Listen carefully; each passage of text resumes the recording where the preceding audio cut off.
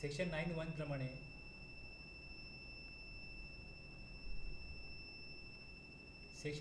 प्रमाणे सप्लायवर जी S T लागतो. आता सेक्शन 9 जो आहे, सेक्शन 9(1) ह्याच्याप्रमाणे जेव्हा लेवी येईल तेव्हा टॅक्स कलेक्ट कसा केला जाईल, पेमेंट कसा केला जाईल, हे दुसऱ्या सेक्शनप्रमाणे दिलेलं आहे. आता सप्लायवरती जर टॅक्स आलेला आहे तर मग त्याचा रेट नोटिफाय गव्हर्नमेंटने करणार, त्याप्रमाणे इनवॉइस जेव्हा बनवला जाईल तेव्हा इनवॉइसवरती सर्व्हिसेस आहेत, गुड्स आहेत, ते डिस्क्रिप्शन येईल, इनवॉइस रूलप्रमाणे इनवॉइस बनेल आणि खाली CGST, AGST किंवा IGST ज्या प्रकारचा सप्लाय असेल तो टॅक्स कलेक्ट करायचा. फॉरवर्ड चार्जमध्ये जबाबदारी राहील सप्लायरची. आता ह्या केसमध्ये काय करायला लागतं, मी बघितलं त्यामध्ये व्हॅल्युएशन सेक्शन 15 प्रमाणे होतं. मग टॅक्स इनवॉइस जो आहे पुढे आपण बघणार आहोत, त्याची सेक्शन 31 ते 34 याप्रमाणे होतं. आता टॅक्स इनवॉइस कधी बनवायचा त्याकरता परत section time of supply, goods आणि सर्व्हिसेस सेक्शन 12 आणि 13 हे बघायला लागतात. आणि मग जेव्हा टॅक्स भरण्याची वेळ येते तेव्हा त्याचा इनपुट टॅक्स क्रेडिटचं जे काय सेक्शन आहेत, रूल आहेत ते बघायला लागतात. म्हणजे परत ITC सेक्शन आहेत, इनपुट टॅक्सचे सेक्शन आहेत आणि त्याचे रूल आहेत ते बघायला लागतात. आता एवढ्या सगळ्या गोष्टी करायला लागतील एखाद्या छोट्या बिझनेसमॅनला, तर तो सांगतो की एवढं सगळं डॉक्युमेंट मेंटेन करा, हे सगळ्या गोष्टी अकाउंटिंग करा आणि मग हे सगळं कॉम्प्लायन्सेस करा, हे आमच्याकरता खर्चिक आहे किंवा आमच्याकरता हे त्रासदायक आहे, तर आम्हाला काहीतरी वेगळा ऑल्टरनेटिव्ह वेज द्या. मग ऑल्टरनेटिव्ह वे त्यांनी वे दिलेला आहे तो सेक्शन 10मध्ये. एक मिनिट. सेक्शन 10मध्ये ऑल्टरनेटिव्ह आहे की तुम्हाला इनवॉइस बनवायचं आहे तर काय करायला पाहिजे, माहिती पाहिजे की ह्या गुड्सची रेट किती आहे, नोटिफाय रेट किती झालेला आहे, सगळी माहिती पाहिजे. जर का तुम्हाला अशा प्रकारे माहिती नाही आहे, माहिती करून घ्यायची नाही आहे किंवा करून घेणं तुम्हाला त्रासदायक, खर्चिक वाटतं, तर तुम्ही जी वस्तू विकाल, किती रुपये वस्तूची किंमत आहे 1000, बस त्या 1000वरती तुम्ही एक नॉमिनल टॅक्स जमा करायचा. 1%, 5%, 6% हे रेट दिला गव्हर्नमेंटने, थोडा जमा करायचा. आणि तो पण महिन्यात नाही करायचा, 3 महिन्यात एकदा करायचा, म्हणजे वर्षातून 4 वेळा करायचा. जे टॅक्स कलेक्शन आहे गव्हर्नमेंटकडनं जे होईल ते एक नॉमिनल अमाऊंट गव्हर्नमेंट त्याच्याकडनं कलेक्ट करेल. मग आता जर का या प्रकारे त्यांना सवलत दिली तर जे रेग्युलर स्कीममध्ये आहेत ते काय म्हणतील की तुम्ही त्यांना काय सवलत दिली, पण जेव्हा एका हाताने सवलत दिलेली आहे तेव्हा दुसऱ्या हाताने त्यांच्याकडनं काहीतरी बेनिफिट काढून घेतला आहे. बेनिफिट हा काढून घेतला आहे की सेक्शन 10मध्ये इनपुट टॅक्स क्रेडिट मिळत नाही आणि जो टॅक्स सेक्शन 9(1) रिसिपियंटकडनं कलेक्ट करून मग भरायचा आहे, तसा सेक्शन 10मध्ये रिसिपियंटकडून टॅक्स कलेक्ट नाही करायचा आहे, स्वतःच्या पॉकेटमधनं भरायचा आहे. म्हणजे जर त्याचा ॲग्रिगेट टर्नओव्हर त्या महिन्याचा त्या क्वार्टरला जर का 4 लाख आहे तर 4 लाखामध्ये त्यांनी जी अमाऊंट 4 लाख त्यांनी जी घेतलेली आहे त्यात त्यांनी 4,000 रुपये वरती एक्स्ट्रा भरायचे गव्हर्नमेंटला. असं नाही की त्यांनी 4,000 कलेक्ट करायचे, 4 लाखावरती कलेक्ट नाही करायचे, बाहेर करणे कुठलाही टॅक्स कलेक्ट नाही करायचं, ते बर्डन त्याने घ्यायचं. प्लस इनपुट टॅक्स क्रेडिट त्याला घेता येणार नाही. पण याचा फायदा काय की तुम्ही 3 महिन्यातनं एकदाच पेमेंट करा CMP 08मध्ये. महिना हिशोब करू नका, तुम्हाला 2 रिटर्न नाही, अदरवाईज GSTR 1 रिटर्न आहे, GSTR 3B आहे, यांना रिटर्न 2च आहेत, एक CMP 08 आणि GSTR 4 इयरली. ॲक्च्युली CMP 08 फक्त एक स्टेटमेंट आहे ज्यात किती अमाऊंट आहे, टर्नओव्हरची, टॅक्स किती आहे तो दिला, चलन म्हणलं, पेमेंट झालं का 3 महिन्यातनं एकदा ही प्रोसिजर संपली. 3 महिने संपले, एप्रिल मे जून, का त्यांना जुलैला 18 तारीख असते ड्यू डेट. क्वार्टर एंड झाला का जो सबसिक्वेंट मंथ आहे त्याच्या 18 तारखेपर्यंत CMP 08मध्ये पेमेंट करायचं 1%, हॉटेल रेस्टॉरंटला 5% आणि दुसरे सर्व्हिस प्रोव्हायडर आहेत त्यांना 6%. अशा 3 स्कीम दिल्यात गव्हर्नमेंट. समजा एखादा सलून आहे त्याचा ॲग्रिगेट टर्नओव्हर 20 लाखाच्या पुढे गेला, त्याला रेस्टॉरंट घ्यायला लागेल. मग तो बोलेल मी काय घेतो, इनवर्ट सप्लाय यांच्याकडनं घेतो, ते बरेचसे अनलिस्टेड असतात, मला ITCचा काय फायदा तर काय नाही आहे. मग त्याला गव्हर्नमेंट सांगते ठीक आहे, मग तू 6% टॅक्स जमा कर. त्याच्या करता ती स्कीम आहे. मग ज्याला जी स्कीम सुटेबल आहे तो ती घेऊ शकतो. कंपोजिशन स्कीममध्ये इनोव्हाइस बनवणं, टॅक्स माहिती करून घेणं, अशा बऱ्याच गोष्टी ज्या आहेत त्या होत नाही आणि कॉम्प्लायन्स कॉस्ट कमी होते. अशा काही फायद्यामुळे आयदर रेग्युलर स्कीम किंवा कंपोजिशन स्कीम या दोन पैकी जी टॅक्स पेअरला सुटेबल वाटते ती तो चूज करतो आणि त्याप्रमाणे टॅक्स भरतो. जर त्याला भविष्यामध्ये वाटलं की नाही आपण चुकीचा निर्णय घेतला तर मग तो पुढच्या फायनान्शियल इयरमध्ये ज्याने कंपोजिशन स्कीम त्याला घेतलेली असेल चेंज करू शकतो. चेंज ओव्हर जो आहे तो करण्याकरता एक गव्हर्नमेंट प्रोसिजर देते, डेट देते. त्यावेळेस कंपोजिशन स्कीम पाहिजे घेऊ शकतात. रेग्युलर स्कीम कधी घेते, रेग्युलरमध्ये येऊ शकतो. कंपोजिशन स्कीम पाहिजे तर मग फायनान्शियल इयरच्या स्टार्टला करण्याची त्यांच्या प्रकारे तिकडे जी काय फॅसिलिटी आहे ती अवेलेबल होते वेबसाईट गव्हर्नमेंटच्या portal.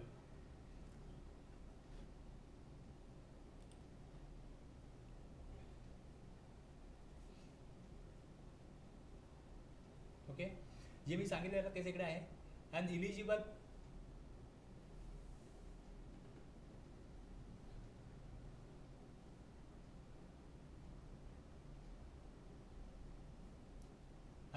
person opting to pay tax under the composition scheme shall, instead of paying tax on every invoice at the specified rate. Regular स्कीममध्ये कसं आहे, प्रत्येक इनवॉइसमध्ये जो काय गुड्स किंवा सर्व्हिसेस सप्लाय केली आहे त्याच्यावरती प्रत्येक आयटमवरती टॅक्स कलेक्ट करावा लागतो आणि तो जमा करायला लागतो. त्याऐवजी एक रेट जो गव्हर्नमेंटने प्रिस्क्राईब केला आहे कंपोजिशन त्या क्वार्टरला, टर्नओव्हर एव्हरी क्वार्टरच्या एंडला तुम्ही सांगाल 3 क्वार्टर मिळून जो काय टर्नओव्हर झाला आहे 5 लाख 10 लाख 20 लाख त्याच्यावरती एक प्रिस्क्राईब पर्सेंटेज गव्हर्नमेंटला द्या. जेव्हा सप्लाय होतो ॲक्च्युली जे गुड्स सप्लाय केले जातात त्या प्रत्येक आयटमवरती टॅक्स कलेक्ट करण्याची गरज नाही, सर्व्हिसवरती टॅक्स कलेक्ट करण्याची गरज नाही, कुठलाही टॅक्स कलेक्ट होणार नाही. पण एक प्रिस्क्राईब पर्सेंटेज गव्हर्नमेंटकडे क्वार्टरच्या एंडला टॅक्स जमा करायचा. At the end of the quarter he would pay the tax without availing the benefit of input tax credit. पण त्याला कुठलाही इनपुट टॅक्स क्रेडिट मिळणार नाही. रिटर्न जो आहे is to be filed annually by composition supplier. आता यामध्ये 10(1) हा सेक्शन आहे, त्यात इलिजिबिलिटी फॉर कंपोजिशन स्कीम आहे. कोण इलिजिबल होईल कंपोजिशन स्कीममध्ये, जो टॅक्सेबल पर्सन इलिजिबल होत असेल तो कंपोजिशन स्कीम ऑप्ट करू शकतो. Ineligible persons who can't opt for composition scheme, सगळ्यांकरता कंपोजिशन स्कीम नसेल, कोणाकरता नसेल, कोण ह्याच्यामध्ये अपात्र असतील ते सेक्शन 10 सबसेक्शन 2 मध्ये सांगितलं आहे. Section 10(2)(a) composition scheme for service provider. ज्यावेळेस GST इम्प्लिमेंट झाला त्यावेळेस फक्त रेस्टॉरंट सर्व्हिसला कंपोजिशन स्कीम होती, बाकी सर्व्हिस प्रोव्हायडर नव्हती. बाकी सर्व्हिस प्रोव्हायडर करता अमेंडमेंट करून सेक्शन 10(2)(a) मध्ये ही कंपोजिशन स्कीम इंट्रोड्यूस केली गेली. याच्या अगोदर गव्हर्नमेंट एक नोटिफिकेशन काढलं होतं, त्या नोटिफिकेशन थ्रू सर्व्हिस प्रोव्हायडरला कंपोजिशन स्कीम दिली होती. मग त्यांनी त्यातल्याच तरतुदी अमेंडमेंट करून 10(2)(a) मध्ये टाकल्या. Composition levy will lapse once aggregate turnover exceed the specified limit. एक लिमिट दिलं आहे टर्नओव्हर त्या लिमिटपर्यंत, म्हणजे 1.5 करोडचा लिमिट आहे गुड्ससाठी. तिथपर्यंत जर त्या टर्नओव्हर असेल तर ते कंपोजिशन स्कीममध्ये इलिजिबल राहतील. आणि जर त्यांचा ॲग्रिगेट टर्नओव्हर कंपोजिशन स्कीमच्या इलिजिबिलिटी क्रायटेरियाच्या 1.5 करोडच्या पुढे गेला तर मग लॅप्स होईल, त्या डेटला लॅप्स होईल. त्या क्षणापासून ते रेग्युलर स्कीममध्ये ऑटोमॅटिक स्विच ऑन होते. 10(4) Composition tax liability shall not be collected from recipient, no ITC admissible to composition supplier. हे सेक्शन 10(4) मध्ये दिलं आहे. Penalty in case of contravention. आता जर त्यांनी इलिजिबल नाही आहेत तरी पण त्यांनी कंपोजिशन स्कीममध्ये ते ऑप्ट केली आणि पेनल्टी लागेल त्यांना कायद्याचा भंग केल्याबद्दल. हे 5 सेक्शन आहेत. सेक्शन 10 प्रमाणे कंपोजिशन लेवीसाठी हे 5 सबसेक्शन आहेत. प्लस काय रूल पण आहेत. Intimation for composition levy rule 3 मध्ये, effective date for composition levy rule 4 मध्ये, कंडिशन्स आणि restrictions for composition levy rule 5 मध्ये, validity of composition levy rule 6, rate of tax of the composition levy rule 7 मध्ये आणि rule 62 प्रमाणे form दिला आहे गव्हर्नमेंटनी, form and manner of submission of statement and return CMP 08 आणि GSTR 4 हा rule 62 प्रमाणे येतो. आणि हे वेगवेगळे फॉर्म आहेत कंपोजिशन लेवीसाठी. Intimation to pay tax under section 10 CMP 01 या फॉर्ममध्ये गव्हर्नमेंटला इंटिमेट करायचं. आता हे इरिलेव्हंट आहे. आता intimation to pay tax under section 10 CMP 02, form GST CMP 03 intimation of details of stock on date of opting for composition living, CMP 04 intimation application for withdrawal from composition living, CMP 05 notice for denial of option to pay tax under section 10, form GST CMP 06 reply to the notice to show cause, आणि CMP 07 order for acceptance rejection of reply to show cause notice. हे वेगवेगळ्या याच्यामधले ह्यातले जे procedural form आहेत ते हे form आहेत. जो tax pay केला जातो, statement for payment of sell passes tax, GSTR 4 GSTR 9 आहे, हे ॲन्युअल रिटर्न आहे. ओके, आता हे ॲक्च्युली स्टॅट्युटरी टेक्स्ट आहे. कशा प्रकारे ड्राफ्ट केलेलं आहे सेक्शन 10. तर नॉटविथस्टँडिंग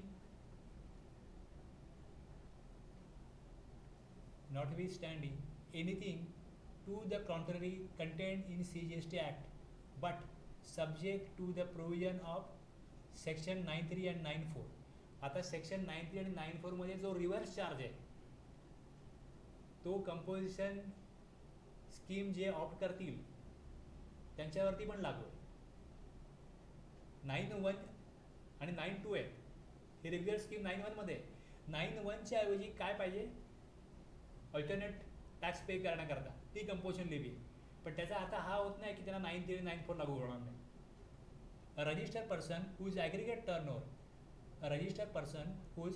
turnover in the preceding financial year did not exceed 50 lakhs. म्हणजे ज्यावेळेस लॉ इम्प्लिमेंट झाला होता तेव्हा त्यात हे लिमिट 50 लाख होतं. May opt to pay in lieu of tax payable by him under section 9(1). 9(1) ऐवजी ज्यांचा ॲग्रिगेट टर्न 50 लाखापर्यंत आहे ते ह्या स्कीममध्ये ही स्कीम ऑप्ट करू शकतात. An amount of tax calculated at such rate as may be prescribe but not exceeding. Rate prescribe केला जाईल. आता त्याप्रमाणे त्यात अशी प्रोव्हिजन होती की मॅन्युफॅक्चररला 1%. मॅन्युफॅक्चररने सांगितलं की आम्हाला 1% CGST आणि 1% AGST. पण मॅन्युफॅक्चररला एवढ्या गोष्टी स्ट्रगल करायला लागतात. ट्रेडरला त्यांनी केलं 0.5%, 0.5% of the turnover in state or turnover in union territory in case of other supplier. म्हणजे ट्रेडर किंवा डिस्ट्रीब्युटर आहेत त्यांना CGST AGST मिळून 1% होता आणि मॅन्युफॅक्चररला 2% होते. मॅन्युफॅक्चरने सांगितलं की आम्ही काय पाप केलं, आम्हाला काय 2%. मग आता मॅन्युफॅक्चरर ट्रेडर सगळ्यांना दोघांना पण 1%. पण त्याची प्रोव्हिजन आहे की मॅक्झिमम ते रेट प्रिस्क्राईब करू शकतात 1%. आता प्रिस्क्राईब रेट आहे 0.5% CGST. ट्रेडर अदर सप्लायरला पण 0.5%. आणि 2.5% of the turnover in state or turnover in union territory in case of person engage in making supplies referred to in clause B of paragraph 6 of schedule 2. हे restaurant service किंवा catering service आहे त्यांच्याकरता जो rate आहे तो CGSTमध्ये 2.5%, AGSTमध्ये 2.5% म्हणजे 5%. एवढं कळलं. कंपोजिशन स्कीम कोणाला मिळेल, एक मॅन्युफॅक्चरर, दुसरं रेस्टॉरंट सर्व्हिस, आणि खाली म्हटलं की अदर सप्लायरला पण मिळेल.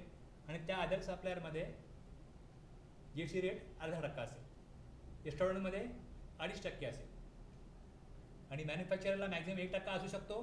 तो आता प्रिस्क्राईब 0.5% आहे. आणि इकडे 50 लाख दिला होता इकडे.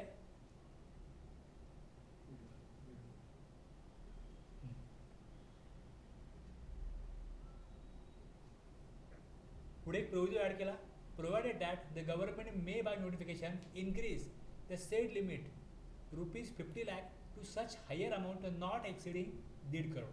मग त्यानंतर 2019 पासून नोटिफिकेशन नंबर 14/2019 यामध्ये 1.5 crore turn over limit applicable झालं. आत्ता आपण काय म्हणू शकतो की ट्रेडर असो, मॅन्युफॅक्चरर असो आणि रेस्टॉरंट सर्व्हिस त्यांच्याकरता 1.5 crore आहे. आता इथे अदर सप्लायर दिलेलं आहे. त्या अदर सप्लायरमध्ये कोण येतं हे आपण पुढच्या कंडिशन बघू तेव्हा आपल्याला क्लिअर होईल की त्यामध्ये कोण येतं.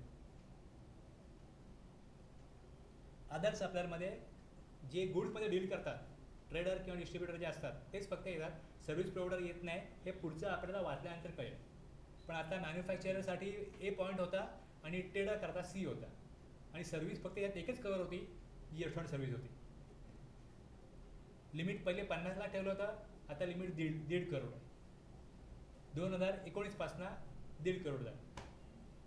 Provided further that a person who opts to pay tax under clause A or clause B or clause C may supply services. आता एखादा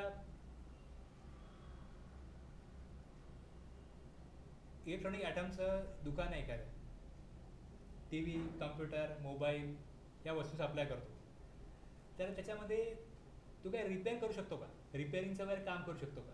करत असतो का?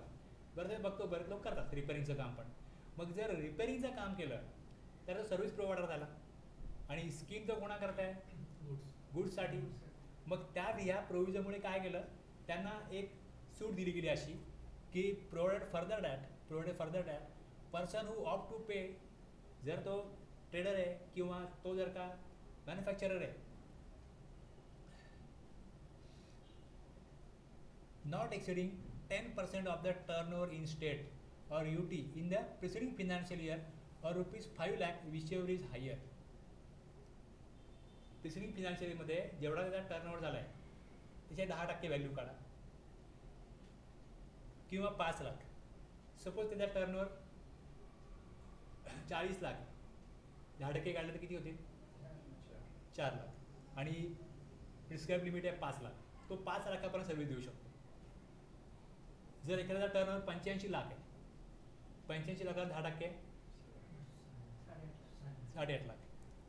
प्रिस्क्राईब लिमिट 5 लाख आहे, विच एव्हर इज हायर, तो 8.5 लाख या अमाऊंटपर्यंत सर्व्हिस प्रोव्हाइड करू शकतो. मागच्या प्रिसिडिंग फायनान्शियल इयर मी आता 21-22 झालं, तर 22-23मध्ये तो 85 लाखापर्यंत, सॉरी 8 लाख, 8.5 लाखापर्यंत काय करू शकतो?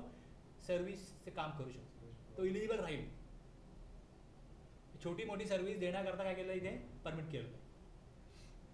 Explanation. For the purposes of second proviso,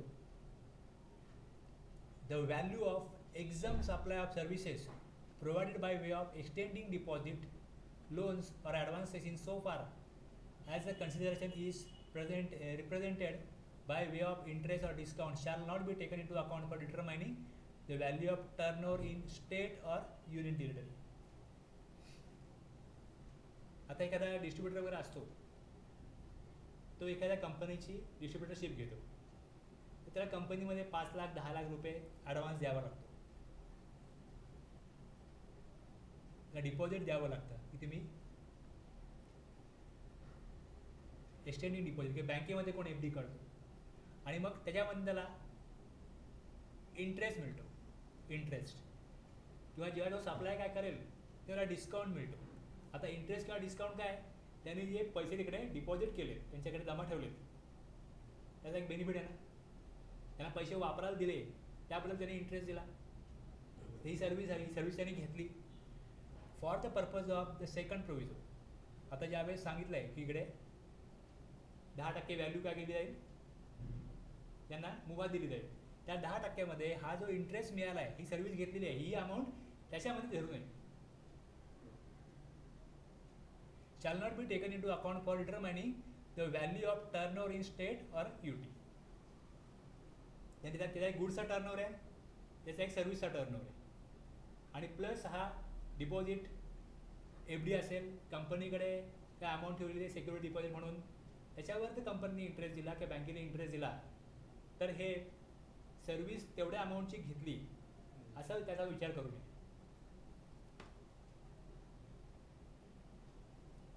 आता काही स्टेट आहेत त्यांच्याकरता 1.5 करोड आहे, पण काही स्टेट करता 75 lakhs आहे. अरुणाचल प्रदेश, उत्तराखंड, मणिपूर, मेघालय, मिझोराम, नागालँड, सिक्कीम, त्रिपुरा या स्टेटमध्ये कंपोजिशनचं लिमिट 75 लाख आहे. बाकी सगळ्या स्टेटमध्ये 1.5 करोड आहे. ओके, इथपर्यंत क्लिअर आहे.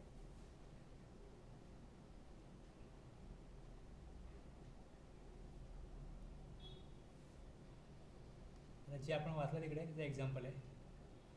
manufacturer and other suppliers opt to pay tax at the rate of 1% of the turnover in the state or union territory, and for restaurant service, supplier opt to pay tax at the rate of 5% of the turnover in the state or union territory.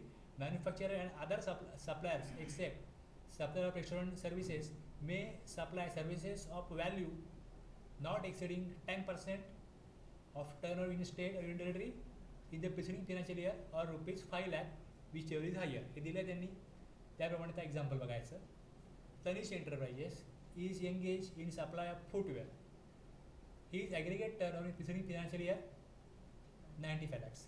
आता जे वर्ष चाललं आहे त्यात त्यांनी किती अमाऊंटची service दिली चालणार आहे हे समजण्याकरता प्रिसिडिंग फिनान्शियल इयरमध्ये त्याचा टर्नओव्हर किती होता ते बघायला पाहिजे.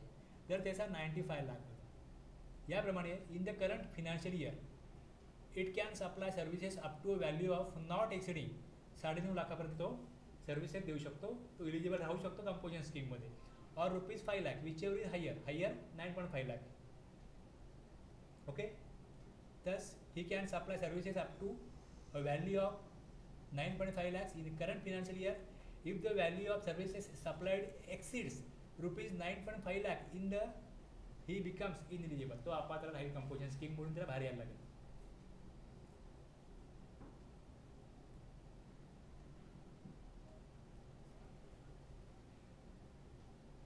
मध्ये स्कीम दिलेली आहे.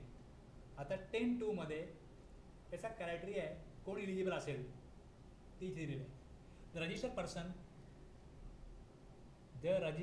Person shall be eligible to opt under subsection 1.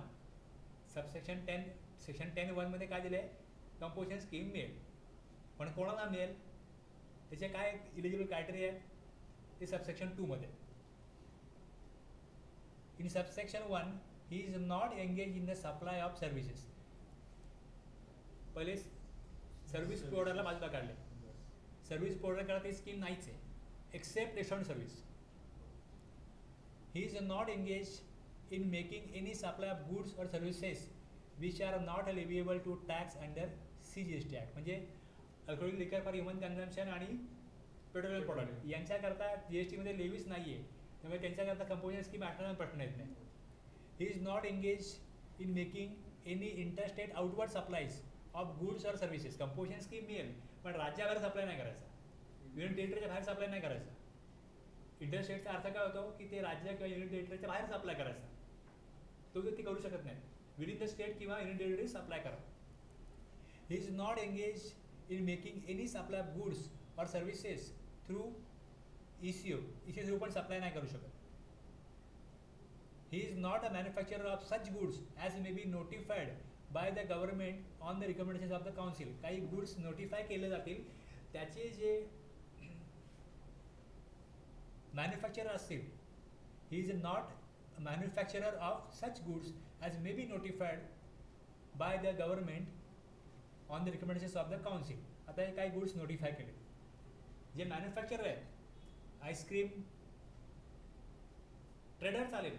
मॅन्युफॅक्चररला restrict केलं की मॅन्युफॅक्चररला जो आईस्क्रीमचा मॅन्युफॅक्चरर आहे and other eligible ice whether or not containing cocoa, pan masala त्याचा एजिशन कोड दिलेला आहे. ॲरेटेड वॉटर, टोबॅको 1 एप्रिलपासून हे ॲड झाले. Fly ash bricks, bricks of fossil meals, building bricks, earthen or roofing tiles. Real estate सेक्टरमधले हे गुड्स आहेत जे त्याचे मॅन्युफॅक्चरर आहेत, त्यांना कंपोजन स्कीम गव्हर्नमेंटनी नाही मिळणार म्हणून सांगितलं, त्यांना कंपोजन स्कीम मिळणार नाही.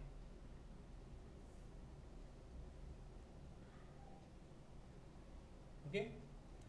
Manufacturer of notified goods, therefore a person who is trading in such goods will still be allowed to opt for composition scheme. Please note that the restriction is only for so an ice cream store owner near you may opt for composition scheme as he is not engaged in the manufacture of ice cream but just selling it. ट्रेडरला चालेल. त्यामुळे हे जे tariff pattern दिलेले आहेत त्याचे जे manufacturer आहेत त्यांना नोटिफिकेशनद्वारे रेस्ट्रिक्ट केले, कंपोजिशन स्कीम मिळणार नाही. He is neither a casual taxable person nor, म्हणजे CTP आणि NRTBला पण कंपोजिशन स्कीम मिळत नाही. आता जो सप्लायर ऑफ सर्व्हिस असेल त्यांनी सांगितलं की आम्हाला का असा आमच्याशी भेदभाव का, कंपोजिशन स्कीम आम्हाला का नाही. मग त्यानंतर गव्हर्नमेंटने अमेंडमेंट करून त्यांच्याकरता कंपोजिशन स्कीम आणली. ती अमेंडमेंट करून सबसेक्शन 2A मध्ये आहे. Notwithstanding anything to the contrary contain in CGST act but subject to the provision of section 9(3) and 9(4). जो इथे पण त्यांनी क्लिअर केलं आहे की रिव्हर्स चार्ज आहे तो काय माफ होणार नाही. रिव्हर्स चार्जमध्ये जो टॅक्स भरायचा तो भरायचाच आहे. आता इथे कसं होतं, यांना इनपुट टॅक्स क्रेडिट मिळणार नाही आहे, म्हणजे जो टॅक्स भरला जाईल तो त्यांना नुकसानच आहे, पण त्यांना द्यावा लागेल. 9(3) 9(4) ॲप्लिकेबल आहे. A registered person not eligible to opt to pay tax under subsection 1, जो 1 मध्ये इलिजिबल नाही आहे, जो सबसेक्शन 1 मध्ये 1 मधली जी स्कीम आहे त्याला जो इलिजिबल होत नाही, त्याला ती स्कीम इलिजिबल नाही आहे, तो सबसेक्शन 1 घेऊ शकतो. आता समजा त्यात दिलेलं आहे की गुड्सचा सप्लायर आहे आणि सर्व्हिसचा पण आहे, आणि सर्व्हिस 10% प्रिसिडिंग फायनान्शियल इयरमध्ये 10% असेल तर त्याला ती स्कीम मिळेल. 10% जास्त असेल, समजा 40 लाखाचा सप्लाय आहे, 20 लाख गुड्स आहे, 20 लाख सर्व्हिसचं आहे, नाही मिळणार कंपोजिशन स्कीम, त्याला ही कंपोजिशन स्कीम मिळेल, 2A वाली मिळेल.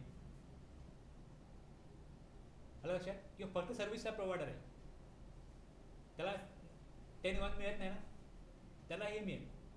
जो इलिजिबल होणार नाही 10(1) मध्ये, 10(1) कंडिशन इलिजिबल क्रायटेरिया कुठे आहे, 10(2) मध्ये. मग 10(2) क्रायटेरियाप्रमाणे ज्याला 10(1) मिळत नाही त्यांनी बघावं की आपल्याला 10(2A) मध्ये आपण इलिजिबल क्रायटेरियामध्ये बसतो का. जर त्याला बसत असेल तर तो ही स्कीम घेऊ शकतो. फक्त इथे टॅक्स रेट 6%. हुज ॲग्रिगेट बघायचं, subsection 1 and subsection 2 not eligible आहे. Registered person not eligible to opt to pay tax under subsection 1 and subsection 2 whose aggregate turnover in the preceding financial year. Preceding financial इयरमध्ये जर का 50 लाखापर्यंत turnover असेल, छोटे मोठे service provider आहेत, architect service असेल किंवा इंटेरियर डिझाईन सर्व्हिस असेल, अशा लोकांकरता त्यांचे 20 लाख ॲग्रिगेट टर्नओव्हर एक्सीड झाला, किंवा सलून आहे त्यांचा एक्सीड झाला 20 लाख, तर त्यांना अप टू 50 lakhs ही स्कीम मिळू शकते. May opt to pay in lieu of the tax payable by him under section 9(1) an amount of tax calculated at such rate as may be prescribed but not exceeding 3%. 3%हून जास्त tax असणार नाही. CGST मध्ये 3%, EGST मध्ये government notify करेल. गव्हर्नमेंटने notify जो rate केला आहे तो 3% आहे, आणि 3 ने 3 6% रेट होतो टॅक्सचा. कंडिशन त्यांनी एकत्रच घेतला होता. 10(1) ला सुद्धा 10(1) ला स्कीम होती, 10(2) मध्ये कंडिशन होती. इथे काय झालं, एवढ्या भागामध्ये त्यांनी स्कीम सांगितली काय स्कीम आहे. ज्यांना 10(1) 10(2) प्रमाणे जे इलिजिबल होत नाहीत त्यांनी जर त्यांचं aggregate turnover up to 50 lakh असेल तर त्यांना आम्ही 6% रेट भरायला तयार असतील तरी ही स्कीम ऑप्ट कराल. खाली कंडिशन आता, engage in making any supply goods or services which are not leviable to tax under CGST act. Engage ते सेम आहे, ज्या कंडिशन तिकडे त्याच इकडे. Engage in making any interstate outward supply, राज्याबाहेर युटीबाहेर सप्लाय करू नये. Engage in making any supply goods or services through issue through supply करू नये. A manufacturer of such goods, जे त्यांनी नोटिफाय केलेत गुड्स त्यांच्याकरता ही स्कीम पण नाही, आणि ECTP NRTP पण ही स्कीम नाही. Okay okay. आता इथे अजून एक कंडिशन आहे, 1 scheme for all register places. जर 2-3 बिझनेस असतील तर तुम्ही सगळ्या बिझनेस करता आयदर रेग्युलर स्कीम घ्या किंवा कंपोजिशन स्कीम घ्या. Provided that where more than one registered person are having the same permanent account number issued under the Income Tax Act 1961, the registered person shall not be eligible to opt for the scheme under this subsection unless all such registered person opt to pay tax under this subsection. म्हणजे एका 2-3 register number असतील same state किंवा वेगळ्या स्टेटमध्ये, तर ते सगळे composition स्कीममध्ये चालतील, तरच त्यांना कंपोजिशन स्कीम मिळेल.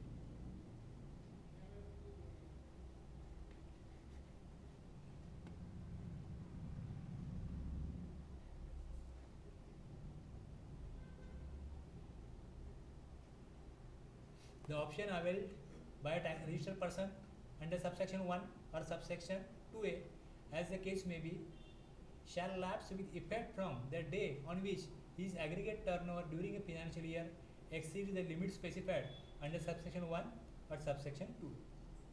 त्यांनी जे लिमिट त्यांना दिलेलं आहे 1.5 करोड किंवा 50 लाख ते ज्या वेळेला एक्सिड होईल ते त्या स्कीममधून बाहेर येते. A taxable person to whom the provision of subsection 1 or as the case may be subsection 2A apply shall not collect any tax from the recipient on supplies made by him nor shall be entitled to any credit of input tax. कुठलाही त्यांनी रिसिपियंटकडून tax collect करायचा नाही आणि कुठल्याही प्रकारचा input tax credit त्याला मिळणार नाही. एक नो राईट टॅक्स कलेक्शन, दुसरं no right to take ITC.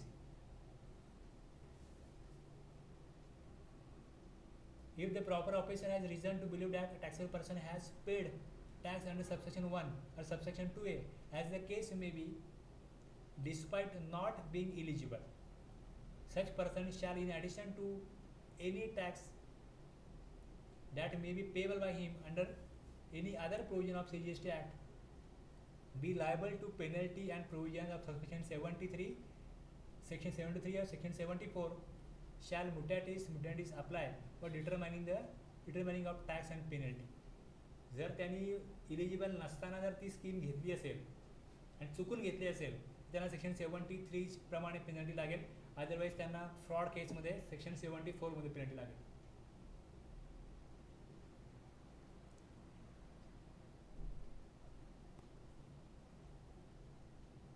कळलं इथपर्यंत? पुढे जाऊ.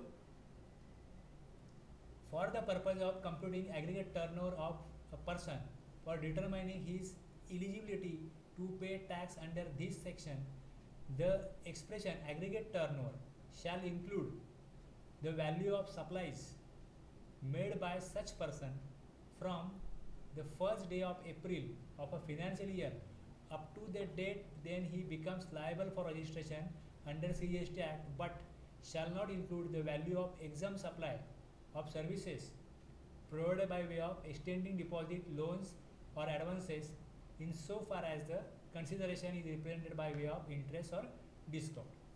एखादा व्यक्ती इलिजिबल आहे की नाही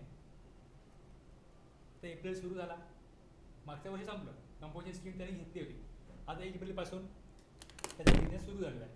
पहिल्या 3 महिन्यात त्याचा टर्नओव्हर 10 लाख झाला, पुढच्या 3 महिन्यामध्ये अजून 20 लाख झाला, 30 लाख आहे. याच्यामध्ये त्याला जे डिपॉझिट त्याने ठेवली कुठली अमाऊंट त्यात त्याला इंटरेस्ट जो मिळतो ती अमाऊंट त्याच्या ॲग्रिगेट टर्ममध्ये घेऊन आणतो. एक्सप्रेशन 2.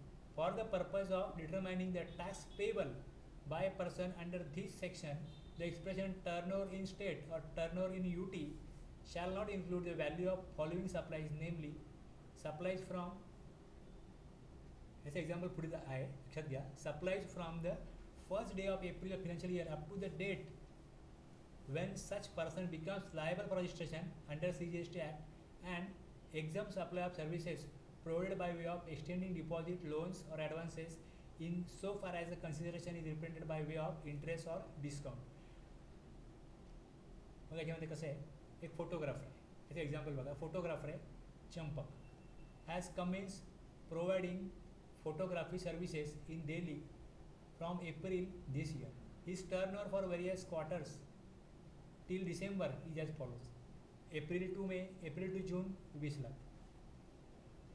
आता ज्यावेळेस ॲग्रिगेट टर्नओव्हर 20 लाख होईल तर तो इलिजिबल होईल ना. कशा करता? त्याला रजिस्ट्रेशन घ्यायला पाहिजे, मग तो डिसिजन घेईल रेग्युलरमध्ये जायचा का कंपोजिशनमध्ये जायचं. त्याच्यावर जी तरतूद आहे GST कायद्याची ती ॲप्लिकेबल कधी होते रजिस्ट्रेशन घेण्यासाठी, ज्यावेळेस त्याला जे लिमिट दिलं आहे ते एक्सिड करेल तेव्हा. In the given case, since Champak has started the supply of services in the current financial year, his aggregate turnover in the preceding financial year is nil. Consequently, in the current financial year, he is eligible for composition scheme for services. He becomes eligible for the registration when his aggregate turnover exceeds rupees 20 lakh. हे जे पहिले आहे तो April to June त्याने registration घेतलेलं नसेल, घेण्याची गरज नाही कायद्यानुसार त्याला. while registering under GST, he opt for composition scheme for services. For determining his turnover of the state for payment of tax under composition scheme for services, turnover of April to June quarter 20 lakh shall be excluded. तो त्याच्यावरती tax राहणार नाही ना. April May जून ह्या कालावधीमध्ये त्याला tax भरणं बंधनकारक नव्हतं, कारण रजिस्टरच नव्हता. ते एक्सक्लूड करा as the value of supplies from the first day of April of a financial year up to the date when such person becomes liable for registration under this act are to be excluded for this purpose. आता पुढे on next rupees 30 lakhs turnover of July to September quarter, he shall pay tax at 6%, 3% CGST and 3% EGST. 90,000 CGST, 90,000 EGST भरे. By the end of July to September quarter, his aggregate turnover reaches rupees 50 lakhs. 50 लाखापर्यंत गेला. Consequently, his option to avail composition scheme for services shall lapse by the end of July to September quarter, and therefore he is required to pay tax at normal rate. आणि limit किती आहे? 50 लाख. 50 लाख त्यांनी exceed केले. आता हे पहिले जेव्हा 20 लाख त्यांनी काय केलं, टर्नओव्हर केला, तेव्हा तो रेशन घेण्याकरता काय झालं, इलिजिबल झाला, त्याला लायबल झाला. रेशन घेतलं, पुढे त्यांनी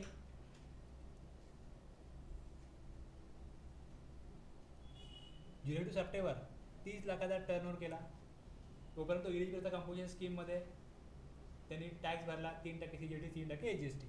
त्याच्या पुढे ऑक्टोबर डिसेंबर या केसमध्ये याचे 20 लाख झाले. आता 50 लाख जोपर्यंत ॲग्रिगेट टर्नओव्हर आहे तोपर्यंत कंपोजिशन स्कीम मिळते. मग पुढे त्याला पुढची जी 20 लाख आहेत, for determining that his turnover of the state for payment of tax under composition scheme for services, turnover of April to June quarter 20 lakhs shall be excluded as the value of supplies from the first day of April financial year up to the date. हे झालं आपलं. पुढे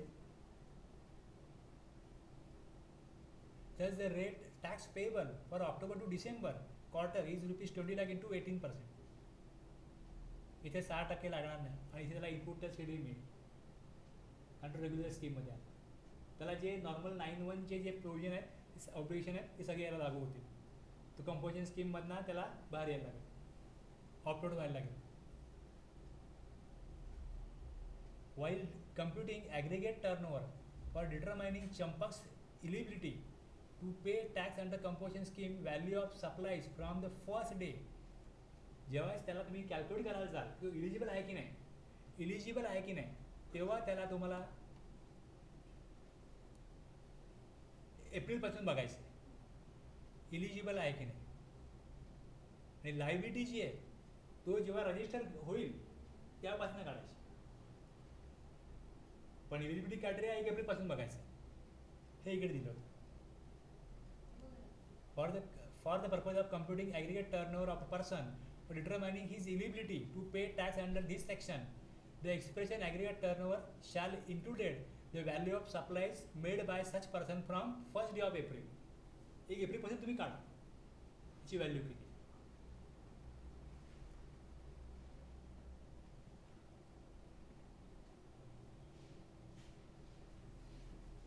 आता आपल्याकडे 2 प्रकारचे scheme आहेत. Composition scheme provided under section 10(1) and 10(2). इथे 1.5 करोडचा लिमिट आहे याला. आणि 10(2)A मध्ये जी कंपोजिशन स्कीम आहे ती नॉर्मली सर्व्हिस प्रोव्हाइडर करत आहे, पण त्यांचं अप टू 50 lakhs टर्नओव्हर असेल तर ते इलिजिबल राहतील.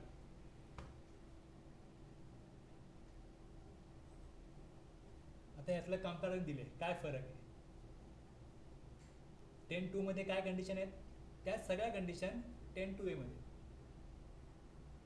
सर्व्हिस प्रोव्हायडरला ही स्कीम मिळणार नाही हे त्यांनी पहिले दिलं होतं, ते आपण शेवटी घेतलं.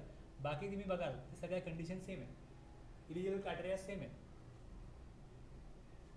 राज्याबाहेर सप्लाय होणार नाही, तिथून सप्लाय होणार नाही, नोटिफाईड केलेले गुड्स आहेत त्यांच्या मॅन्युफॅक्चररना ही स्कीम मिळणार नाही, CTP NRTPला स्कीम मिळणार नाही, आणि ज्यांना GST ॲप्लिकेबल होत नाही त्यांच्याकरता पण ही स्कीम नाही. बस या 5 कंडिशन आहेत या दोन्हीमध्ये.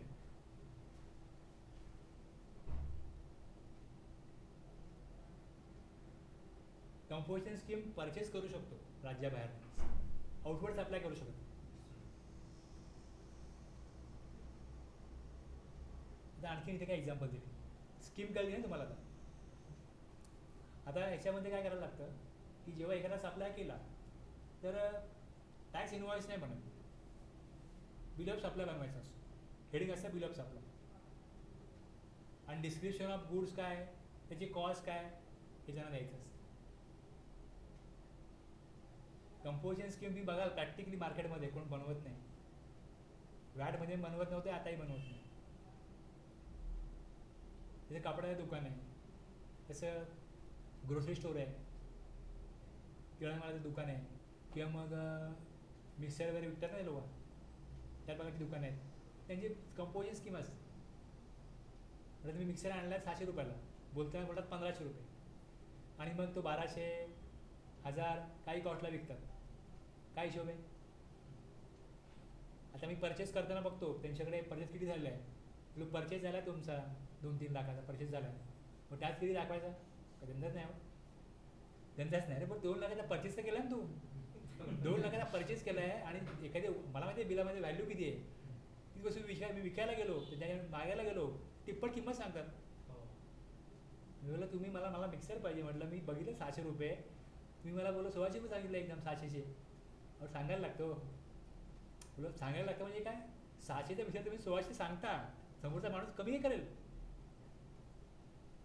कमी किती करेल करून म्हटलं, 1000 तर बोलणार नाही ना.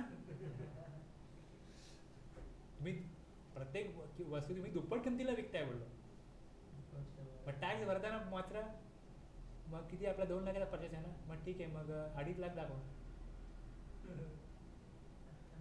आता कुठे प्रूफच नाही ना, काय बिल ऑफ सप्लाय बंद करायचं त्यांच्याकडे, कोण बनवत नाही बिल ऑफ सप्लाय, त्यांच्यावरती कोण कारवाई करणार? म्हणजे एक असा वर्ग आहे ज्याच्यावरती गव्हर्नमेंट सोडून जाऊ दे, यांना ITC आपण देत नाही ना, रिस्ट्रिक्ट करतो ना यांचा ITC, जाऊ दे, बाकी त्यांना काय बोलायचं नाही. मोठे मोठे दुकान आहेत याच्यामध्ये, या स्कीममध्ये मोठे मोठे दुकान आहे, पण 1.5 करोडचा जो काय त्यांनी लिमिट ठेवलेलं आहे, त्यांचं म्हणणं काय की आमचं छोटं दुकान आहे, त्याचं भाडं 20,000 आहे, 2 माणसं कामाला त्यात पण ठेवायला लागतात, त्यांचा पगार 40,000 आहे. आमचं पोट भरायचं कसं आहे टॅक्स दिला तर? खरी अमाऊंट आम्ही दाखवली तर आम्हाला कटोरा घ्यायची वेळ येईल. ते सरळ सरळ असं म्हणतात. म्हणजे आम्ही जो काय थोडा टॅक्स कमी करतो ना, तीच आमची कमाई आहे. इतकी कॉम्पिटिशन आहे. परत एका कॉम्प्लेक्समध्ये फर्निचरची 7 ते 8 लाखीत दुकान आहेत, धंदा कोणाचा होणार म्हणतात. 2 माणसं लोकांना आम्ही हात जोडून बोलवायला ठेवली. आता काय हां तेच तुला म्हणजे माझा एक मित्र होता, म्हणतो धंदा बंद केला, काय करायचं बोलतो. 2 माणसामध्ये लोकांनी सेपरेट ठेवली, ते कोण येईल त्याला बोलवा. हां म्हणतो परवडत नाही म्हणतो. मग टॅक्स कुठनं करणार? शेवटी कुठे ना कुठे त्यांना त्यांचा बिझनेस चालवायचा, त्यांचा अस्तित्वाचा प्रश्न आहे. त्यामुळे चालत आहे. पोटावर लात मारणार सरकार मायबाप आहे, पोटावर तर लात मारू शकत नाही, कळलं तरी पण. मग जाऊ दे, खूप स्ट्रगल करतायत.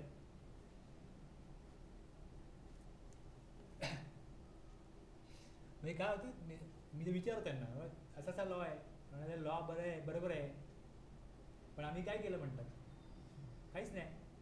एक व्यापारी म्हणतो माझ्या वडिलांनी काय ती नोकरी केली आणि 2 पैसे कमवले म्हणून माझं घर तरी बोलतो, हे काय याच्यावरती माझं थोडं घेणार आहे म्हणतात. हे चाललंय आपलं चाललंय. Hair stylist Billu barber has his salon in Delhi आणि हरियाणा, 2 ठिकाणी आहे. मेकिंग इंट्रास्टेट सप्लाय, तो त्या राज्यामध्ये सप्लाय करतो. Okay. In order to determine whether Billu is eligible to avail benefit of the composition scheme for services, turnover of both the saloons would be taken into account and if the same does not exceed 50 lakh. आता त्याच्याकडे दिल्ली आणि हरियाणा दोन्ही मिळून जोपर्यंत त्याचा turnover ॲग्रेट turnover 50 लाखापर्यंत राहील तोपर्यंत तो कंपोजिशन स्कीममध्ये इलिजिबल राहील. ओके, आपण ही 10-2A ची स्कीम बघतोय. हो. Billu can opt to avail the composition levy scheme subject to fulfill of other prescribed condition for both saloon. Okay, a shoe dealer Prithviraj has operated in Maharashtra and Goa. He makes interstate supply of goods from both these offices. In order to determine whether Prithviraj is eligible to avail benefit of the composition scheme for goods turnover of both the offices. आता ही पृथ्वीराजचं जे आहे तो गुड्सचा supplier आहे. मग त्याला scheme कुठे लागेल 10-1 10-2ची. 10-1. त्याला 1.5 करोडचं लिमिट असेल. 1.5 करोड. जोपर्यंत if the same does not exceed 1.5 crore, Prithviraj can opt to avail the composition levy scheme subject to fulfilment of other prescribe condition for goods for both the offices. While computing the threshold limit of rupees 1.5 crore, 75 lakhs, 50 lakhs, inclusion in this and in exclusion for aggregate turnover are as follows. आता ज्या वेळेस aggregate turnover काढायचं आहे, कसा काढला जाईल? Taxable supplies, exam supplies. आता export तर करणार नाही, त्यांना राज्यभर सप्लाय करायचं नाही आहे, इंडियन सप्लाय पण करायचं नाही आहे. मग बस त्याच्या टॅक्सेबल सप्लाय आणि exam supply. These also include आणि जे provided the value of extended deposit म्हणून ठेवलेले पैसे आहेत, त्यातून त्यांना कुठलं बेनिफिट मिळाला, भले व्याज असो किंवा डिस्काउंट असो, तो त्यांच्या ॲग्रिगेट टर्ममध्ये एक्सक्लूड करा, त्यात तो ॲड करू नका. Value of supplies made by registered person from 1st April of a financial year up to the date when he becomes liable for registration under this act. Okay, ह्या प्रकारे aggregate turnover काढायचं. For the purposes of second proviso the value of exam supply services provided by way of extending deposit. जे interest मिळतो ना, हे काय असतं, exam असतं. या इंटरेस्टवर जी एस टी लागत नाही, पण ते सप्लायमध्ये ॲड होतं. तो सर्व्हिसेस सप्लाय असतो, ते याच्यामध्ये घ्यायचं नाही, एवढं दिलेलं आहे इकडे. ते एक्सपेन्शनमध्ये दिलेलं आहे, ते आपण सांगितलं आहे, ते चार्ज घेऊ नका. काही राज्यांना 75 लाख आहे, काही राज्यांना 1.5 करोड आहे. आता याचा जी एस टीचा रेट जो आहे तो त्यांनी नोटिफाय केला. तो नोटिफाय केला सबसेक्शन 1 आणि 2 सेक्शन 10मध्ये, ज्यामध्ये मॅन्युफॅक्चरर्स अदर दॅन ह्यांना नाही ते स्कीम. ओके, मॅन्युफॅक्चरर्सला 0.5% आहे. पण हा कसं आहे बघा, 0.5% of the turnover in state or union territory. 0.5% of the turnover in the state or union territory. आणि तेच तुम्ही बघाल अदरमध्ये काय दिलं आहे, 0.5% of the turnover of taxable supplies of goods and services in the state or union territory. म्हणजे जर manufacturer असेल त्याला एक्झम्प्टेड आणि टॅक्सेबल ह्या दोन्ही प्रकारच्या टर्नओव्हरवरती काय लागेल, जी एस टी लागेल. ओके, आणि जो एनी अदर सप्लायर आहे इलिजिबल फॉर कंपोजिशन स्कीम, त्याला टॅक्सेबल शब्द वापरला इकडे. टॅक्सेबल टर्नओव्हरवरतीच 0.5% भरला. हा फरक आहे. मॅन्युफॅक्चररला पण 1% जी एस टी आहे, सी जी एस टी मिळून, आणि अदर दॅन मॅन्युफॅक्चररला पण 1% आहे. पण जेव्हा मॅन्युफॅक्चररचा टर्नओव्हर बघितला जातो तेव्हा त्याच्या टर्नओव्हरमध्ये टॅक्सेबल हा शब्द नसल्यामुळे तिकडे एकदम सप्लाय पण ॲड होतो. यातनं फक्त बघायचा कुठला, तो जो ॲडव्हान्स जमा केलेले आहेत त्याच्यावर जे व्याज मिळतं ते त्याच्या रिटर्नमध्ये घ्यायचं नाही. ते देण्याचं कारण वरती स्पेशली ते होतं ना, ज्याला तो इंटरेस्ट मिळतो, इंटरेस्ट इन्कम आहे, ते त्याच्या रिटर्नमध्ये घेऊ नका.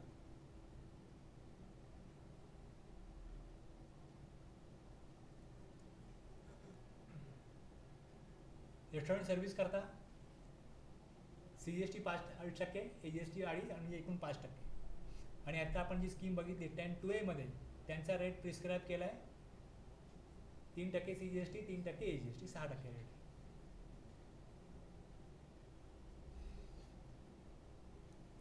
एक एक्झाम्पल बघा, tax payer Tolaram is a manufacturer who has opted for composition levy for goods having 1 unit आता हा दिला आहे स्पेसिफिकली की तो मॅन्युफॅक्चरर आहे. एक युनिट आहे A1 UP मध्ये, A2 MP मध्ये. Turnover in previous financial year किती होता? 85 लाख. या वर्षी 5 लाख. फर्स्ट क्वार्टरला 5 लाख आहे. टोटल टॅक्स किती येईल? 5,000. 30 लाख. आता वरती बघा अमाऊंट दिलेली आहे तिची. टर्नओव्हर 2 युनिट्स आहे. Units in last financial year was 115 lakh, 85 lakh plus 30 lakhs. Turnover of unit A1 and A2 in the first quarter of current financial year is rupees 5 lakh and 10 lakh respectively. Compute the amount payable under composition levy. त्याप्रमाणे आता 5 लाख दिला आहे एका युनिटचा, दुसऱ्या युनिटचा 10 लाख दिला आहे. टोटल टॅक्स येईल 5 लाख 10 लाख, एकूण दोन्ही मिळून 15 लाख, 15,000 टॅक्स येईल 1%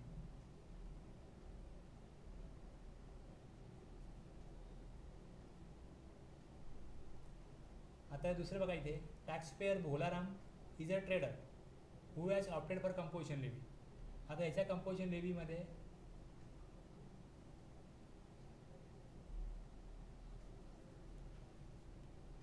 both taxable and exempted goods आहेत.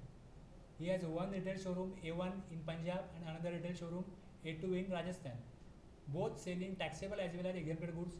Total turnover including taxable and exempted goods of the two showroom in last financial year was 115 lakh, 85 lakh plus 30 lakh. आता हा ट्रेडर आहे.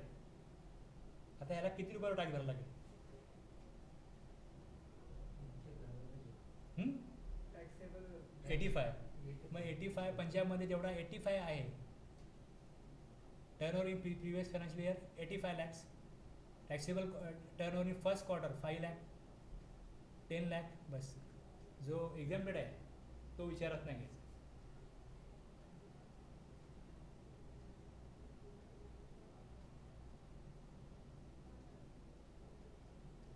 सलून आहे, सलूनला 40 लाखाचं लिमिट आहे. बस त्याचं एक एक्झाम्पल आहे.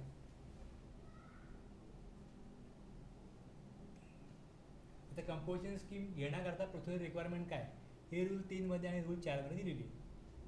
रूल 3 आणि रूल 4 दिलेली आहे. Option to pay composite tax along with application for new registration. आता ज्यावेळेस एखादा व्यक्ती न्यू रजिस्ट्रेशन होतोय तेव्हा तो रूल 8 प्रमाणे काय करतो, फॉर्म GST RAE 01 भरतो. त्यामध्येच त्याला ऑप्शन असो कंपोजिशन स्कीम पाहिजे. Any person who applies for registration under rule 8 sub rule 1 registration rule है may give an option to pay tax under section 10 in part B of form GST RAG 1 which shall be considered as an intimation to pay tax under the said section. सांगतो तुम्हाला इथे composite स्कीममध्ये tax भरायचा. जर तो eligible होत असेल बाकीच्या क्रायटेरियाप्रमाणे, तर त्याला ती स्कीम सुटेबल असेल तर तो घेऊ शकतो. Effective date for composition levy rule 4. As per rule 4 of CGST rules 2017, such intimation shall be considered only after the grant of registration to the applicant and his option to pay tax under composition levy shall be effective from the date from which registration is effective. Okay, the registration ज्या डेटला effective होईल तो liable झाला आहे. त्याचा aggregate turnover काय 20 लाख, 40 लाख, 10 लाख जो असेल तो एक्सिड झाला आहे, त्या डेटपासून तो काय होईल, लायबल होईल. त्याचं रजिस्ट्रेशन ज्या वेळेला इफेक्टिव्ह होईल त्यापासून तो काय होईल, त्या डेटपासून तो कंपोजिशन स्कीममध्ये येईल.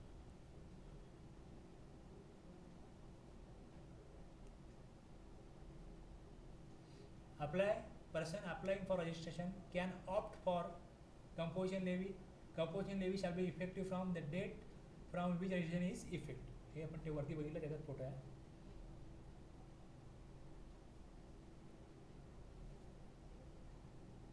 Any registered person who opt to pay tax under section 10 shall electronic. Actually एखादा व्यक्ती नॉर्मल स्कीममध्ये आहे आणि त्याला कंपोजिशन स्कीम पाहिजे, त्याकरता ही procedure.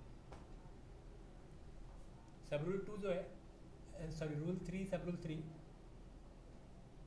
Any registered person who opt to pay tax under section 10 shall electronically file an intimation in form GST CMP 02 duly signed for verified through electronic verification code on the common portal.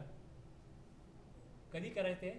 Prior to the commencement of the financial year for which the option to pay tax under the aforesaid section is exercised, and shall furnish the statement in form GST ITC 03 in accordance with the provision of Rule 44.4 manner of reversal of credit within a period of 60 days from the commencement of the relevant financial year. आता हे काय माहिती आहे का? तुम्ही goods घेतले, regular स्कीममध्ये आहात, तुम्ही आय टी सी क्लेम केला असेल, ओके, टॅक्स पे केला असेल. टॅक्स पे करताना तुम्ही क्रेडिट आणि कॅश दोन्ही वापरून पे केला. आता जेवढा गुड्स विकला तेवढा तर ठीक आहे, पण जेवढा गुड्स तुमच्याकडे शिल्लक आहे स्टॉकमध्ये, कॅपिटल गुड्स इनपुट्स शिल्लक आहे, त्याच्यावर तुम्ही यापुढे टॅक्स कलेक्ट करणार नाही. पण तुम्ही या गुड्सचा अगोदरच्या पिरियडमध्ये आय टी सी घेतलेला आहे, मग त्याचा हिशोब करायला लागतो, ती माहिती द्यायला लागते. Statement furnish form GST ITC 03 in accordance with the provision of rule 44.4. 60 दिवसामध्ये तुम्ही जे इन्व्हर्स सप्लाय घेतला, तुमच्या स्टॉकमध्ये जे गुड्स आहेत त्याच्यावर तुम्ही पुढे टॅक्स कलेक्ट करणार नाही, मग त्याच्यावर जी लायबिलिटी बनते ती लायबिलिटी द्यावी लागते. ITC 03 ही माहिती द्यावी लागते आणि त्यावर टॅक्स भरावा लागतो.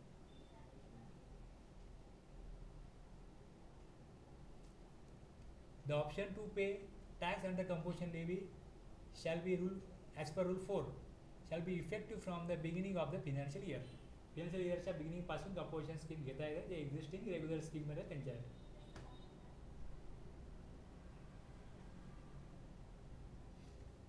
Details of stock to be furnished within 90 days from the date of option. Rule 3 sub rule 4.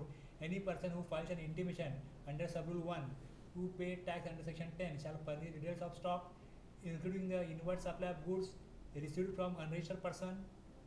हे सगळं त्याला करायला लागेल. Held by him on the day preceding the date from which he opt to pay tax under section 10 electronically forms GST CMP 03 on the common portal.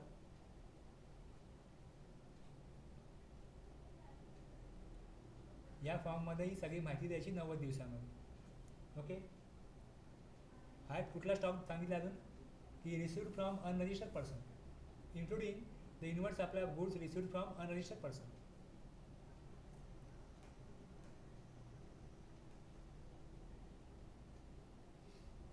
Any intimation in respect of any place of business in any state or UT shall be deemed to be an intimation in respect of all other places of business registered on the same permanent account number. एका pan खाली जर तुम्ही intimation दिलं तर ते सगळ्यांना दिलं असं मानलं जाईल.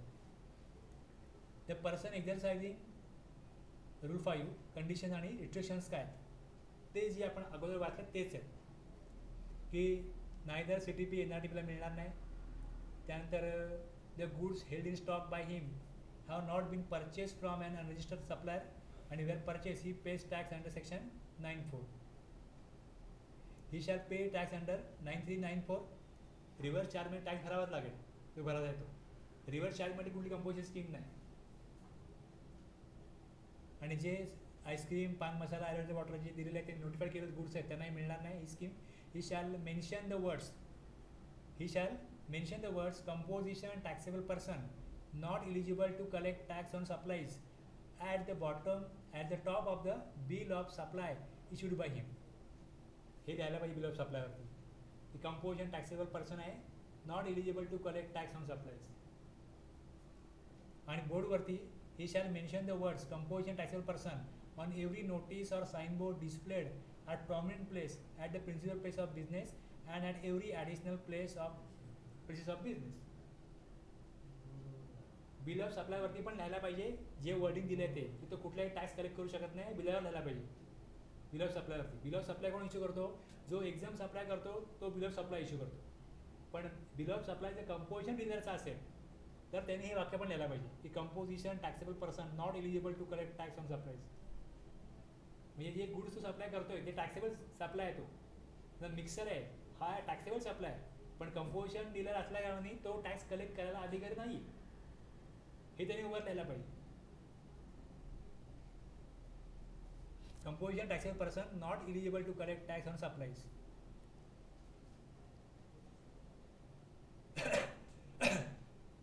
एकदा त्यांनी कंपोजिशन स्कीम घेतली, the registered person paying tax under section 10 may not file a fresh intimation every year and he may continue to pay tax under the said section subject to the provision of the act and these rules. जोपर्यंत तो eligible कॅटेगरीमध्ये बसतोय तोपर्यंत तो continue राहील composition स्कीममध्ये. त्याला प्रत्येक वर्षी इंटिमेट करायची सरकारला गव्हर्नमेंटला गरज नाही.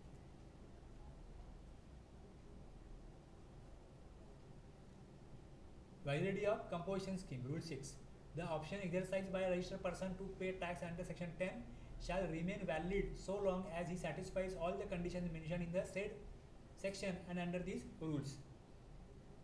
The person referred to in subrule 1 shall be liable to pay tax under section 9(1) from the day he ceases to satisfy any of the conditions mentioned in the section 10 or the provision of this chapter, and shall issue tax invoice for every taxable supplies made thereunder, and he shall also file an intimation for withdrawal from the scheme in form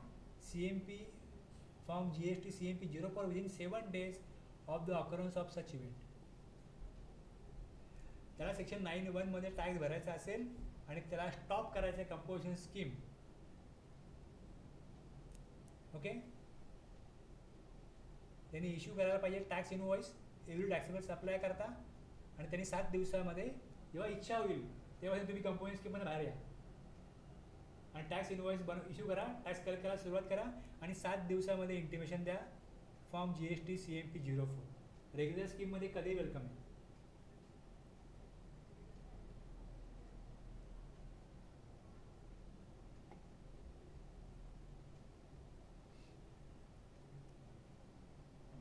Application for withdrawal from scheme. The registered person who intends to withdraw from the composition scheme shall, before or at the date of such withdrawal, file an application in form CMP 04 on the common portal. इथे म्हटलं नाही financial इयरच्या सुरुवातीला intimate करा मग ती 1 एप्रिलपासून तुम्हाला मिळेल असं काय नाही. कंपोजिशन स्कीम गव्हर्नमेंटला देण्याची इच्छा नाही आहे. कंपोजिशन स्कीम गव्हर्नमेंटची मजबुरी आहे. त्यामुळे ती तुम्हाला पाहिजे असेल तर मग तुम्हाला वर्षाच्या सुरुवातीला मिळेल. पहिले ॲप्लिकेशन द्या मग आम्ही मंजूर करू. रेग्युलर स्कीममध्ये काही प्रॉब्लेम नाही असं. Where the proper officer has reason to believe that the registered person was not eligible to pay tax under section 10 or has contravened the provisions of the act or provisions of this chapter, he may issue a notice to such person form GST CMP 05 to show cause within 15 days of the receipt of such notice as to why the option to pay tax under section 10 shall not be denied. Section 10 मध्ये तो eligible नाही आहे, हा त्याचा जो composition scheme आहे तो eligible नाही आहे, त्यातून त्याला शो कॉज नोटीस देण्याचं जी प्रोव्हिजन आहे ते रूल 6 शेड्यूल 4 मध्ये. रिप्लाय करायला पाहिजे 30 दिवसामध्ये. Upon receipt of the reply to the show cause notice issued under schedule 4 from the registered person in form CMP 06, the proper officer shall issue an order in form GST CMP 07 within a period of 30 days of the receipt of such reply, either accepting the reply or denying the option to pay tax under section 10 from the date of option or from the date of event concerning such contravention as the case may be. Okay, notice मिळेल, त्याला reply आहे, मग पुढे order आहे.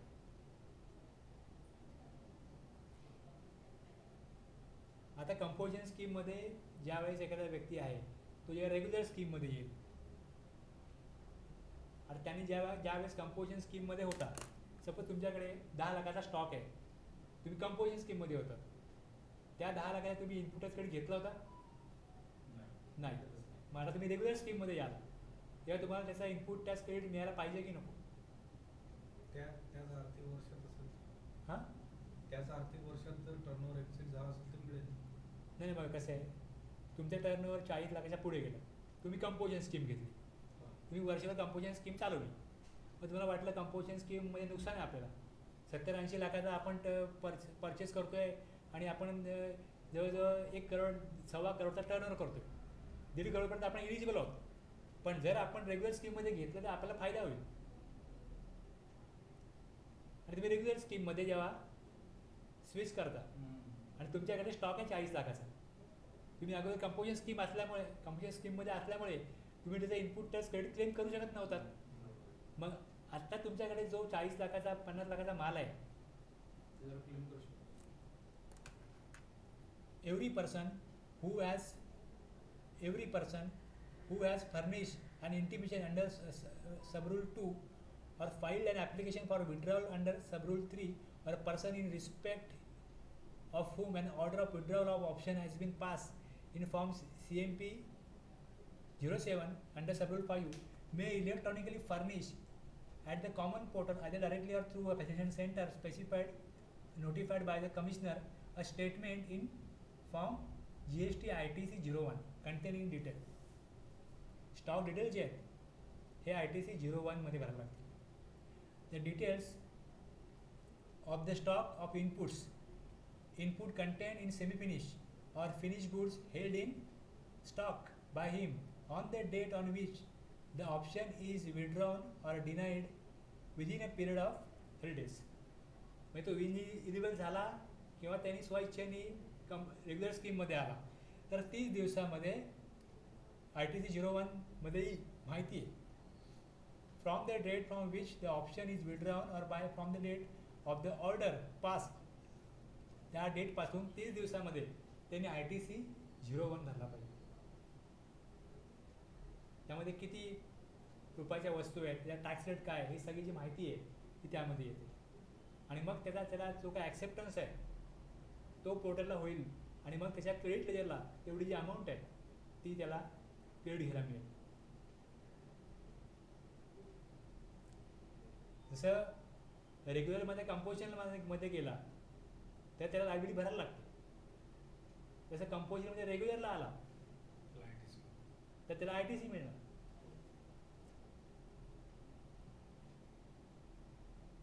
Penalty provision आहे आणि पुढे जाऊन त्याला CMP 08 मध्ये पेमेंट करायला लागतं 18 सक्सेडिंग मंथच्या 18 तारखेपर्यंत. आणि इयर रिटर्न आहे GSTR 4, तो जेव्हा वर्ष संपतं मार्चला, एप्रिलच्या 30 तारखेपर्यंत GSTR 4ची ड्यू डेट आहे. बस ही कंपोजिशन स्कीम आहे. सध्या आपलं सप्लाय झालं का त्या दिवशी? एक मिनिट.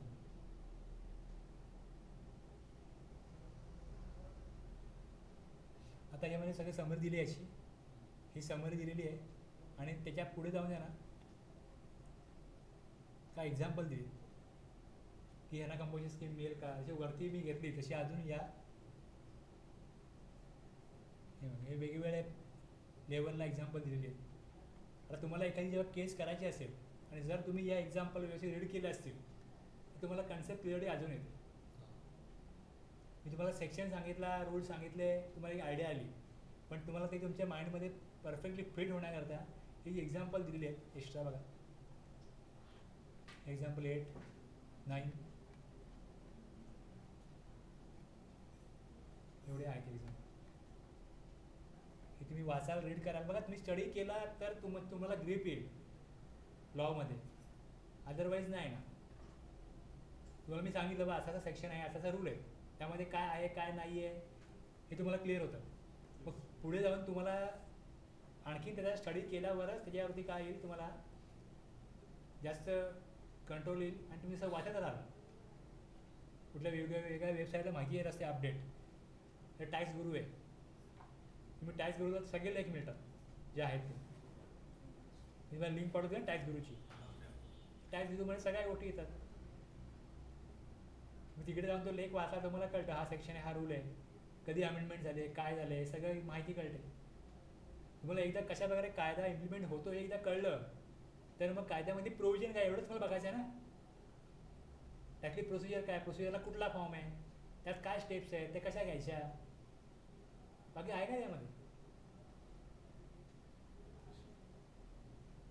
सर तुम्ही काय विचारता सर ते त्या दिवशी आपण सप्लायचं सुरू होता टॉपिक काय सप्लाय हां ते बिग सप्लाय कॉम्प्युटर सप्लाय ते सुरू होतं ना आपलं नाही तुम्हाला मी ओव्हरव्ह्यू दिला ना त्याचा हां तुम्हाला त्याचा मी ओव्हरव्ह्यू दिला फक्त वरून दिलं सर बाकी मला वाटतं तो टॉपिक सुरू होता नाही नाही मला वाटतं तो झाला का मी ह्याच्या नाही नाही नाही आता कसं बघा दहा झाला ना तो 7 ला सुरुवात केली नाही अजून. नाही ना त्या दिवशी तुम्ही नव्हते ना त्या दिवसात नाही नाही कसं झालं सेक्शन 9 त्या दिवशी आपण सुरू केला होता आपलं ते रजिस्ट्रेशनचा टॉपिक संपला हां त्यानंतर माझ्याकडे 15-20 मिनिटं वेळ होता त्यात मी बाकी कुठले कुठले टॉपिक आहेत ह्याचा मी ओव्हरव्ह्यू घेतला आता याच्या आधीचा जो क्लास झाला ना सर हां त्या दिवशी 22 पानाची नोट्स पाठवली ना आम्हाला हां मग ते 9-1 बघितलं चार्जिंग सेक्शन हां मग तो 9-1 बघितलं ना आपण 9-1 9-2 9-3 9-4 9-5 ही रेग्युलर स्कीम आहे ही रेग्युलर स्कीम आहे त्याच्या पुढे ते काही कंपोजिट सप्लाय मिक्स सप्लाय नव्हतं का त्यामध्ये तो वेगळा भाग आहे ना बघा तुम्हाला सांगतो मी कसं आहे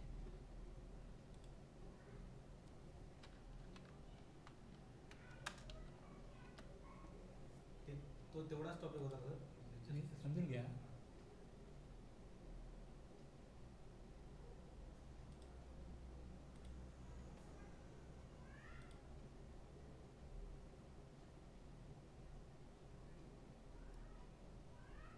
आत्ता आपण 9 बघितला त्या 9मध्ये नोटिफिकेशनद्वारे कुठल्या सर्व्हिसेसला रिव्हर्स चार्ज आहे कुठल्या गुड्सला रिव्हर्स चार्ज आहे हे तुम्हाला मी नोट्स पाठवले 20 पेज त्यामध्ये ते मला घ्यायचं आहे आता मी काय घेतलं रेग्युलर स्कीम सांगितली त्या दिवशी आता तुम्हाला कंपोजिशन स्कीम सांगितली आता रिव्हर्स चार्ज दोघांना पण ॲप्लिकेबल आहे 9-3 9-4 दोघांना पण ॲप्लिकेबल आहे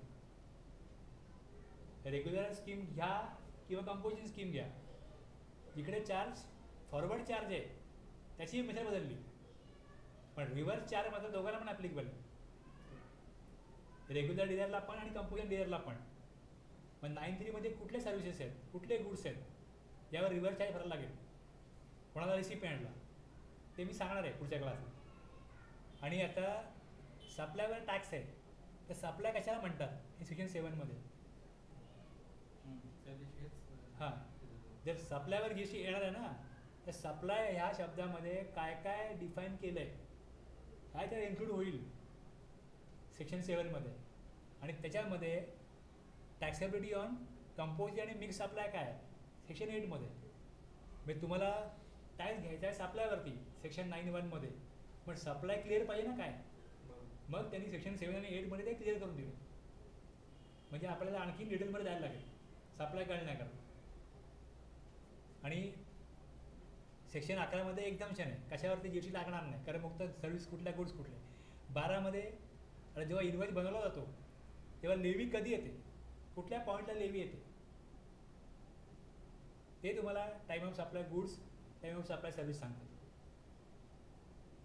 आणि मग इन्व्हॉइस कधी बनवायचा हे त्याप्रमाणे इन्व्हॉइस रूलप्रमाणे कारण रेकॉर्ड टॅक्स कुठे होतो इन्व्हॉइसमध्ये होतो मग इन्व्हॉइस बनवताना इन्व्हॉइसच्या तरतुदींना इन्व्हॉइसच्या प्रोव्हिजनना सेक्शन 12-13 जो आहे तो कनेक्ट करायला लागतो आणि व्हॅल्युएशन होणार तुमच्या सेक्शन 15 प्रमाणे व्हॅल्युएशन आहे आणि जेव्हा गव्हर्नमेंटकडे जाऊन टॅक्स भरायचा आहे तेव्हा त्याचं इनपुट टॅक्स क्रेडिट 16-17-18मध्ये 16-17-18मध्ये आणि जॉब वर्कर आणि IITचं 19-20मध्ये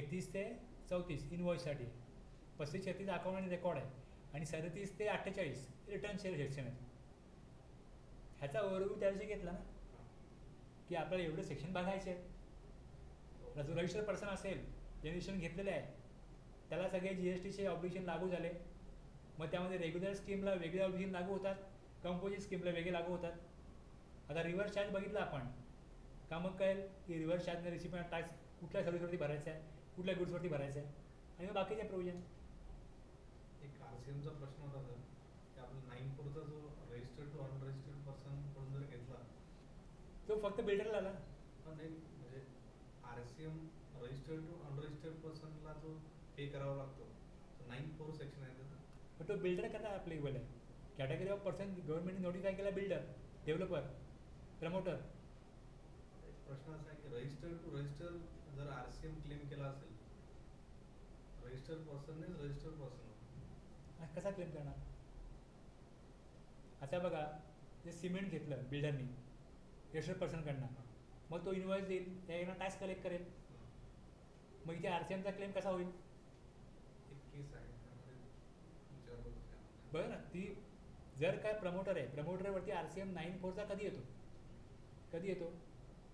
जर त्यांनी सिमेंट अनरजिस्टर्ड पर्सनकडनं घेतलं तर येतो, कॅपिटल गुड्स घेतले तर येतो, आणि इनपुट सर्व्हिसेस या अप टू 80% त्यांनी रजिस्टर्ड पर्सनकडून घ्यायचे आहेत. गव्हर्नमेंटला टॅक्स मिळायला पाहिजे.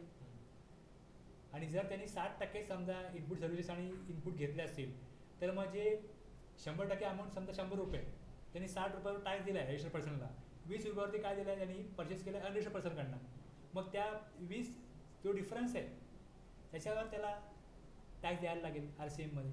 म्हणजे RCMचा समजा रजिस्टर्ड होतच नाही. तर पण त्याची तशी प्रोव्हिजनच नाही ना, ही तरतूदच काय सांगते? गव्हर्नमेंटला टॅक्स मिळाला ना, जेव्हा समजा मी फॉरवर्ड चार्जमध्ये मी तुम्हाला सिमेंट दिलं, तर माझं ऑब्लिगेशन काय? गुड्स प्लस टॅक्स कलेक्ट करा. मग मी टॅक्स जमा केला, मग तुम्हाला गव्हर्नमेंट कसं सांगेल की तुम्ही आता RCMमध्ये पण भरा? मग डबल टॅक्स झाला ना तिकडे. गव्हर्नमेंटला टॅक्स मिळण्याची एक पद्धत आहे. बिल्डरला गव्हर्नमेंट काय केलं, 1% आणि 5% असे रेट दिले, 12% रेट त्यांनी काढून घेतला आणि त्यानं सांगितलं तुम्हाला ITC मिळणार नाही. मग ITC जर मिळणार नाही, मग बिल्डर काय करणार? अनरजिस्टर्ड पर्सनकडनं परचेस करणार, मग गव्हर्नमेंटला टॅक्स मिळणार नाही. त्याकरता त्यांना रिस्ट्रिक्ट केलं की हे तुम्ही करायचं नाही, तुम्ही 100% सिमेंट परचेस करा, कॅपिटल गुड परचेस करा रजिस्टर्ड पर्सनकडनंच, आणि जर तुम्ही त्या अनरजिस्टर्ड पर्सनकडनं परचेस केलं तर तुम्हाला मग तुमच्या पॉकेटमधून टॅक्स द्यायला लागेल RCMमध्ये. म्हणजे आयदर तुम्ही सप्लायरला टॅक्स द्या, आमच्यापर्यंत पोहोचू दे, ते सप्लायरला दिलं नाही, तुमच्या पॉकेटमधून आमच्यापर्यंत द्या RCMमध्ये, म्हणजे आम्हाला टॅक्स मिळायला पाहिजे. उद्देश गव्हर्नमेंटचा हा आहे ना. एखादी तरतूद करण्याचा उद्देश काय आहे आपल्याला लक्षात घ्या, मग तुम्हाला कळतं की त्यांनी समोरच्या व्यक्तीने काय केलं आहे ते बरोबर की नाही, लॉमध्ये काय दिलं आहे. एकदम लॉमध्ये जाऊ नका, पहिले बघा लॉजिकली ते पटतंय का. जर त्यांनी फॉरवर्ड चार्जमध्ये गुड्स दिलेत तर त्यांनी टॅक्स दिलेला आहे सप्लायरला, मग तो रिव्हर्स चार्जमध्ये कसा काय टॅक्स देईल आणि गव्हर्नमेंट त्याकडे कुठल्या सेक्शनप्रमाणे मागणी करेल, त्याला बेस काय? त्यांनी जमा तरी कशा कुठल्या बेसवरती करेल तो, आणि मागणी पण कुठल्या बेसवर तुम्ही करणार, दोन्ही येऊ शकत नाही. तुम्ही एक्झॅक्टली बघा ती केस, मला सांगा काय. नाही पाठवतो तुम्हाला पॅरासिस्टर आहे. चालेल.